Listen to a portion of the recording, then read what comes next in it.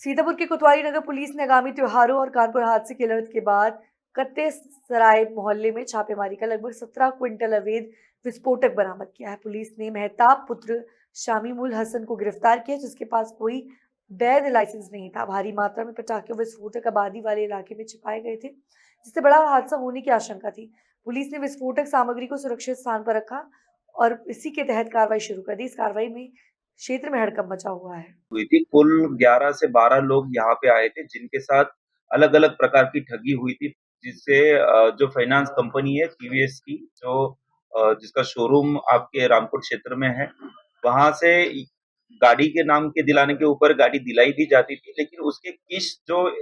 अभियुक्त है इसमें शोभित दीक्षित, ये जो व्यक्ति है एज अ थर्ड पार्टी काम कर रहा था इसी टीवीएस के लिए, और इसके द्वारा इन लोगों से लगातार जो किस्तें वो लिए जा रही थी, लेकिन आगे कंपनी को जमा नहीं की जा रही थी, फाइनेंस कंपनी को। जिसके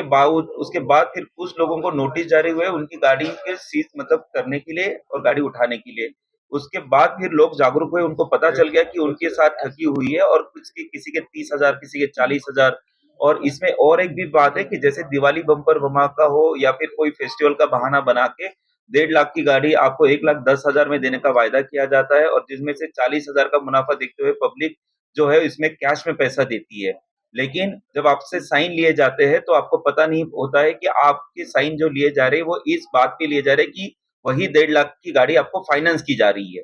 और जब क्योंकि जनता को ये बात पता नहीं थी, बहुत सारे कस्टमर्स को, इनके द्वारा ये किया गया कि जब अपने 1,10,000 की नकद दी देती, वो इस बारे में निश्चिंत रहे कि हमने गाड़ी खरीद ली है। लेकिन जब इसकी किस्तें लगातार 5, 6, 7 किस्तें ठग मतलब वहाँ पे रुक गई, और उसके बाद में फाइनेंस कंपनी द्वारा कर्मचारियों को भेजा गया कि जिसमें गाड़ी इनकी वो अपने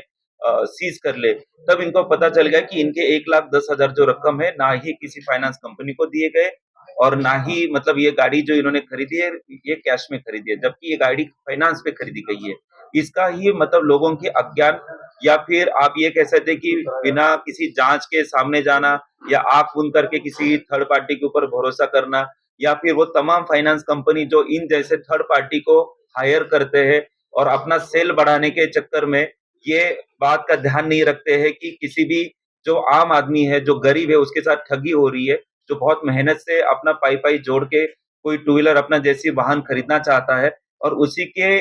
उन्हीं जैसे लोगों को ये चिन्हित कर रहे हैं। और इसमें एक गौर करने वाली बात थी